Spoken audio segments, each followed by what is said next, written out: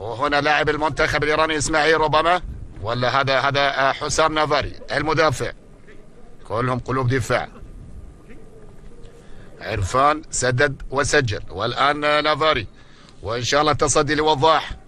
ركلة ترجيحية إيرانية ثانية ومحاولة عند حسام نافاري. هدف ثاني إيراني، هدف ثاني إيراني بتسديدة قوية من المدافع حسام نافاري. أيضا وضع الكرة في الزاوية والحارس في الزاوية. ثاني أهداف المنتخب الإيراني عن طريق المدافع حسام نافاري. خلينا ننتظر من هو منفذ الركلة الترجيحية الثانية للمنتخب اليمني. هنا اللاعب حسام نافاري، وأيضا هيثم السلامي. يلا يا هيثم، الباك الأيمن للمنتخب الأيمن أو المنتخب اليمني بعد أن فعلها أنور الطريقي. إن شاء الله هيثم السلامي سليمة. هيثم وركلة الترجيح الثانية. لا لا لا يا هيثم، لا يا السلامي، ولكن شوف ركلة الترجيح الثانية ضايعة، وسجدت أيضا شكر. أنت تريد وأنا أريد، ولكن الله يفعل ما يريد. يلا معوضة إن شاء الله يا هيثم يا سلامي، وبقية لاعبي المنتخب اليمني قادرين، وحارس المرمى وضاح أنور. إذا ركلة ترجيح ثانية من هيثم السلامي، وركلة الترجيح الضائعة، والآن الثالثة عند إسماعيل علي زادة صاحب الهدفين وصانع الألعاب الإيراني إسماعيل.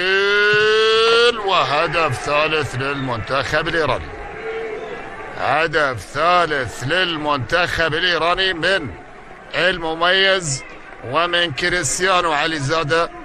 هدف ثالث من ركلة ترجيحية ثالثة للمنتخب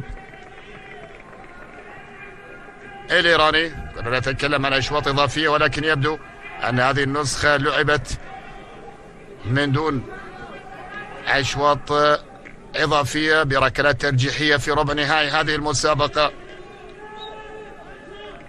إذن ركلة ترجيحية ثالثة للمنتخب اليمني، والبديل محاولة. يا سلام، عصام عبد اللطيف ردمان.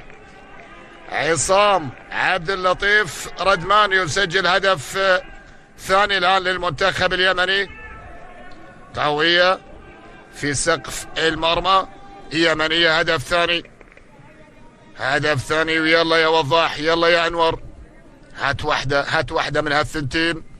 رابعة وخامسة منتظرة للمنتخب الإيراني، وهالمرة عند البديل 15 محمد أصغري. محمد أصغري، وركلة الترجيح الرابعة للمنتخب الإيراني. ركلة ترجيحية رابعة، إذا ما سجلها راح يزيد الأمور صعوبة. أصغري ولا وضاح، تسديده.